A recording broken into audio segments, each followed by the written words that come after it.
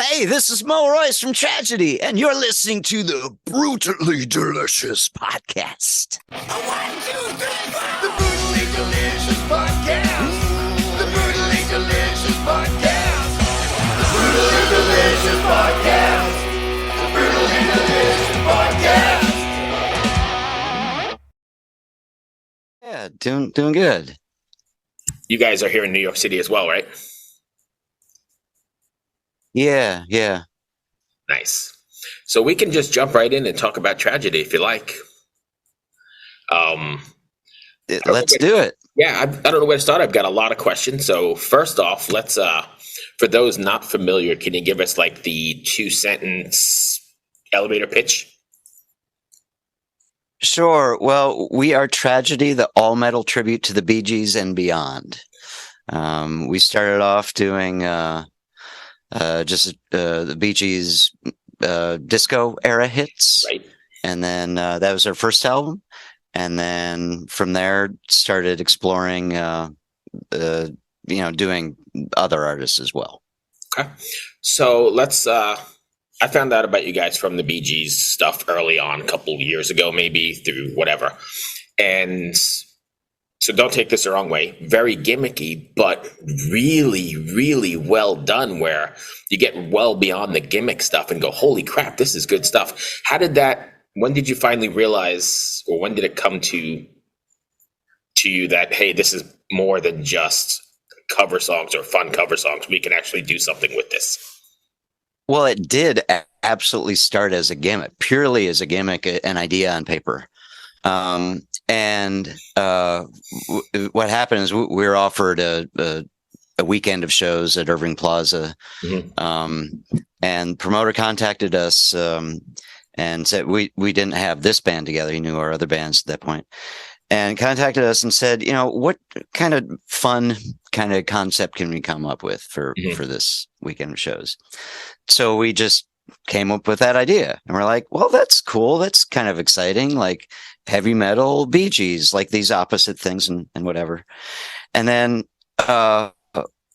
before we even played those shows, we made a couple of demos and started getting offered all these support shows because people love the demos. They love the concept and stuff. And then we played our first show at BB King's.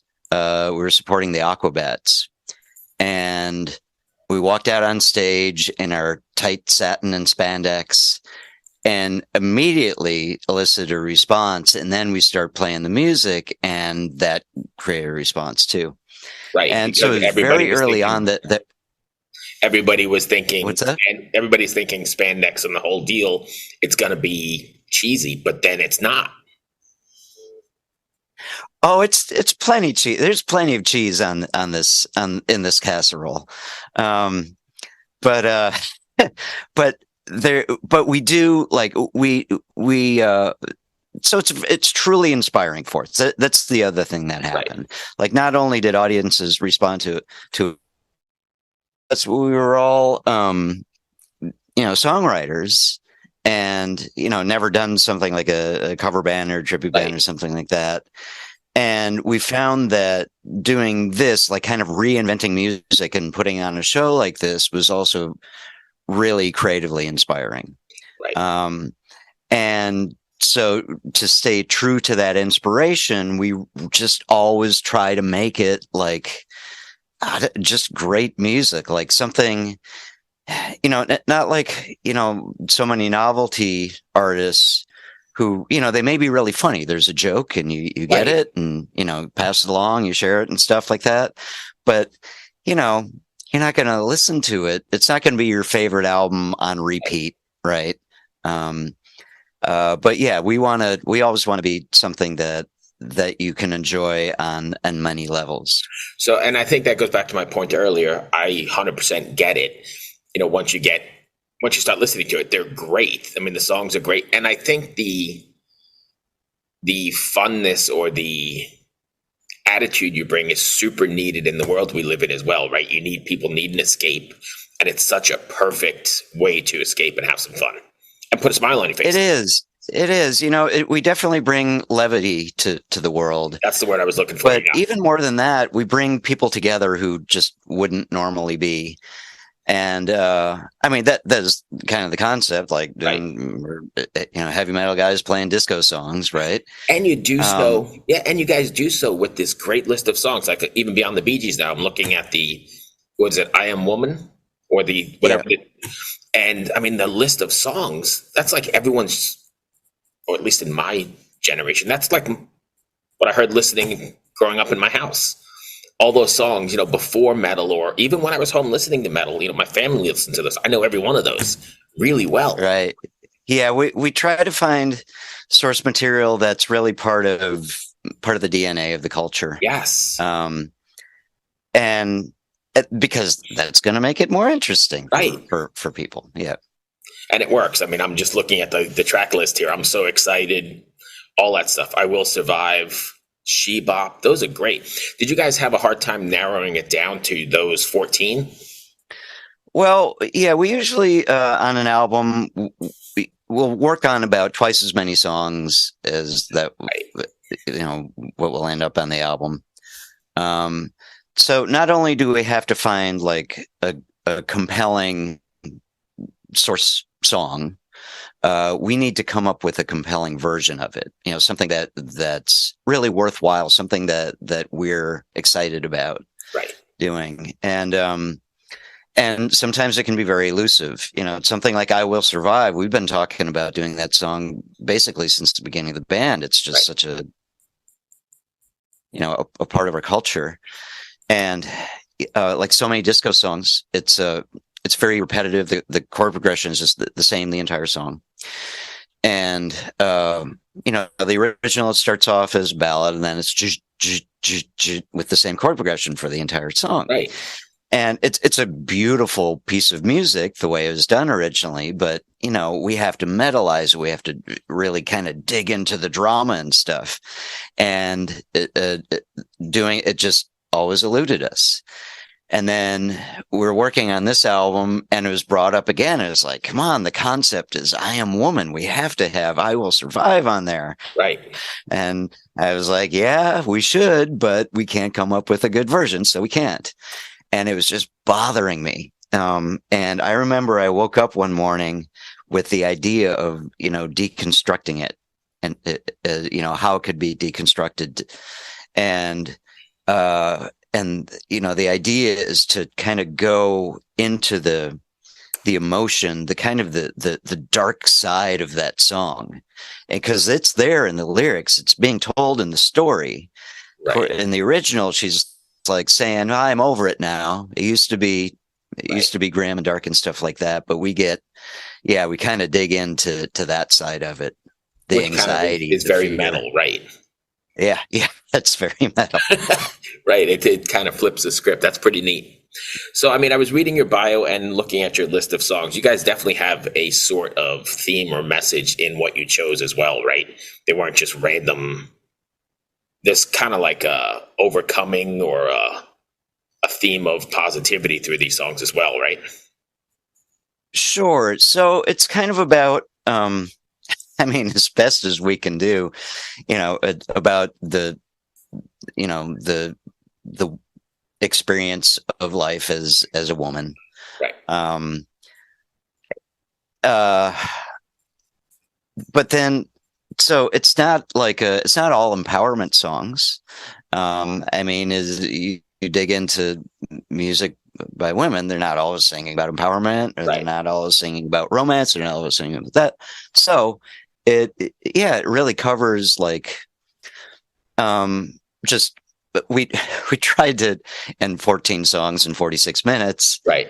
try to get include many aspects of womanhood. So, and then we try to reflect it on the cover art here too. We have the romance, and we have, disco metal is just the flaming disco ball. That's just pure tragedy. Right. The sword, she's a warrior, she's a fighter, she's a mother. Unfortunately, on the album cover, I'm having a hard time. There it is. No, I got it. The baby Lance that she's stuck with. and yeah, she fights for liberty. That's the torch and all that. Um, so yeah, many different themes, like, and you go through the songs on the album. You have The Freak, which is about partying, and I Will Survive, which we know what that's about. Right. Bebop, about masturbation. Memory, about kind of losing your youth and how that can crush you. Lay All Your Love on Me, about jealousy. So it's very rich with themes. That's great. And you guys, I saw you guys are taking us out on the road with Steel We Panther. sure are, man. Steel Panther. I mean, I can't think of a more perfect matchup, I think. Yeah, it's going to be a good time night after night. Really looking forward to it. 6 weeks on the road with them across the U.S. And then we're home for a few days and go to Europe for a month. We're out with this band, Nanowar of Steel. Oh, yeah. Which is in the U.S. They haven't really been here yet, but they haven't been to the U.K. yet. We do pretty well in the U.K., so we're taking them with us to the U.K. And then we get to go with them to Spain and France and Portugal. It's great to be teamed up with, people who are in our very tiny genre of Yes. like, kind of fun, somewhat satirical, definitely comedic metal. Right, there's not a lot of us out there. No, there's not a lot of you out there, but you guys do it really well. I mean, I think you and Steel, I don't know Nanowar yet, but I mean, you and Steel Panther, while there is that sort of levity and fun to it, it's not done ridiculously cheesy, if that makes sense. Yeah, I mean, we Sure, all there is. have the objective to rock really hard, Yes. and yeah, the Nanowar of Steel too. I mean, those guys go so deep into their comedy and rock so damn hard. That's awesome. And I imagine it's going to be really great bringing that sort of break from people's everyday life, especially in the world we're living in right now, right? People need that little suspension of reality, just like a movie or something, to just walk away and laugh and have a good time and sing these old songs. The most common thing we hear from people who just saw a show is the next day their face still hurts from smiling. And that's beautiful, right? You can't ask for anything better. Yeah. Yeah. And it brings people together who wouldn't, normally go to a show together. Right. Even like couples and stuff, one of them may be a metalhead and one of them just doesn't care for metal at all. And then they come see a tragedy show and it's like, wow, we both like the same concept. Yeah.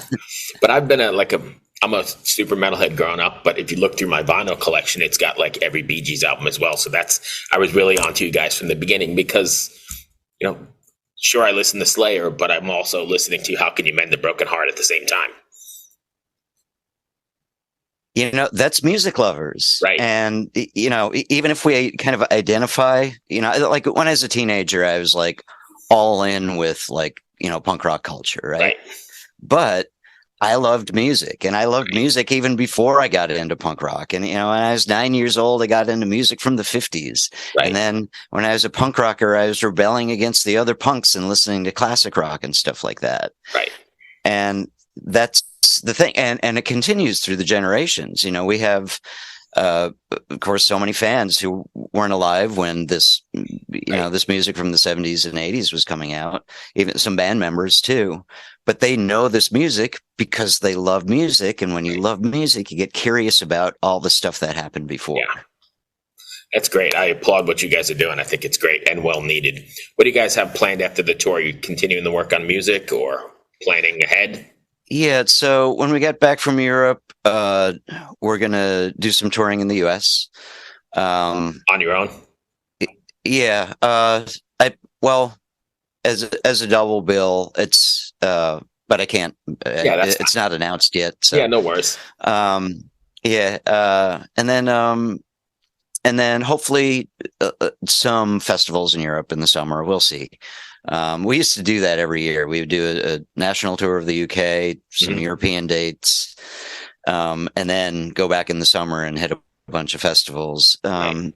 And it's still like, we're still kind of getting back up to speed with the pandemic and all that. But it should be a very busy year of touring. as far as working on new material, we haven't begun the new album. Mm. But we have an idea. We'll see what happens with this. We have this You must be idea that brainstorming lists of songs, right? yeah, or concepts or something. Yeah. I mean, the reason for concepts, we with an album, like, it's kind of fun for a listener, I think, but it actually focuses us because there's so many songs to choose from out there. Right. But we're batting around the idea of songs of Broadway. This album we do Memory from Cats, and we're like, man, this is so dramatic. Right. It'd be incredible to do a whole album like that. But we'll see. I don't know. I think, some people kind of hate Broadway. Some music lovers really hate Broadway, but hey, a lot of music lovers hated disco and Right. that, and we Maybe bring you'll them be on the board. bridge. Yeah, that's right. So lastly, just because you mentioned it, what is it like now touring post-pandemic? Do you find it more difficult to get in the mindset or the prepare for that sort of thing? Or is it a show and you just go? It's been a wild ride. We're pretty much the last band standing in Europe in March 2020. We played London as the last day of our UK tour on March 14th, 2020. And it was really weird. Like, those last few days, like, ticket holders started not showing up, and Right. It was crazy. And we were like, well, see, close down for a few weeks, and Right. Nobody could have predicted. we'll see. We like, when we left, we announced our dates coming back in the summer. And that now it'll be over 3 years since our last trip to the UK. Right. So since then, since 2021, we've been doing some regional touring, and we went to Canada for a week last year. It's when we were first coming out of it, the first shows out of kind of, lockdown and restrictions and stuff like that were just amazing. It was amazing for everybody. Everybody who saw, any kind of concert, Right. or Energy is whether it's phenomenal. comedy or whatever it was, just the amazing feeling of being together again. And that, kind of continued for a while. People really appreciated that they could go out and go to concerts again. And then it kind of, and the last, I would say, since last spring, it's felt relatively normal. Mm-hmm. There's been some bumps along the way. I think, someone gets COVID, we have to cancel a show, stuff Right. like that. And, so that's, you add that to the list of your worries going out on the road, is that, someone could get sick Right. with COVID. But that's just on a long list of concerns like that. Right. We're so excited to be going out. And, night after night, bring the joy to the people. I don't know if you can hear this. My cat, Gordon Lightfoot, is going nuts over here. Oh, no. Have you heard him at all? I saw him stick his head in. Yeah. But that's all I've got then. Thank you for taking the time. Thanks so much for talking with me. Thank you, my friend. I appreciate it. You got it, man. Good luck with the tour. Stay safe. Thanks. Good luck with your mom. Thank you. I hope everything's okay. Appreciate it. Thank you. Cheers. Cheers, man. Bye. Hello out there. Yes, hello out there, everyone. I'm Hal Schwartz. And I'm Flynn McLean. Together we host None But the Brave, a podcast dedicated to the music and career of Bruce Springsteen. Bruce and E Street Band are on tour right now for the first time in 6 years, and we're taking a detailed look at what's happening on stage in our bi-weekly episodes. We've also been recently joined by some very exciting guests, including rock journalist Warren Zanes and Stephen Hayden, Backstreet's Magazine founder Charles Cross, and Barstool's Kirk Minahan. If you're a diehard Springsteen fan, this is the show for you. So please subscribe to None But the Brave on your favorite podcasting platform, and we hope to see you further on up the road. Thank you so much. We'll be seeing you.